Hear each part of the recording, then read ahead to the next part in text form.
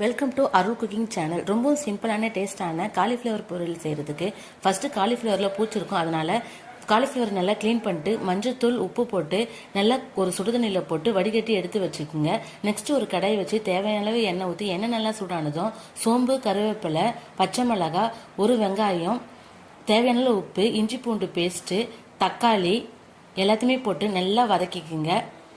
அரை ஸ்பூன் மஞ்சள்தூள், 1.5 ஸ்பூன் தனியாத்தூள், 1 ஸ்பூன் சில்லி பவுடர், 1/4 ஸ்பூன் சீரகப்பொடி, கொஞ்சமாக சோம்பு பொடி போட்டுக்குங்க. வேணான்னா ஸ்கிப் பண்ணிக்கங்க. ஆனால் ஃப்ளேவர் நல்லா இருக்கும், ட்ரை பண்ணி பாருங்கள்.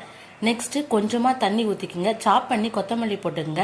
தண்ணி நல்லா கொதிச்சதும் வடிகட்டி வச்ச காலிஃப்ளவரையும் அதில் போட்டு நல்லா ஒரு பரட்டிடுங்க. லாஸ்ட்டாக நல்லா குக் ஆனதும் 1.5 ஸ்பூனுக்கு பெப்பர் பொடி போட்டுக்குங்க. பெப்பர் பொடி போட்டு நல்லா ஃப்ரை பண்ணி எடுத்துக்குங்க. அவ்வளோதான், சூப்பரான காலிஃப்ளவர் பொரியல் ரெடி ஆகிடும். டேஸ்ட் நல்லாயிருக்கும், ட்ரை பண்ணி பாருங்கள். அருள் குக்கிங் சேனலை லைக் பண்ணுங்கள், ஷேர் பண்ணுங்கள், சப்ஸ்கிரைப் பண்ணுங்கள். Thank you for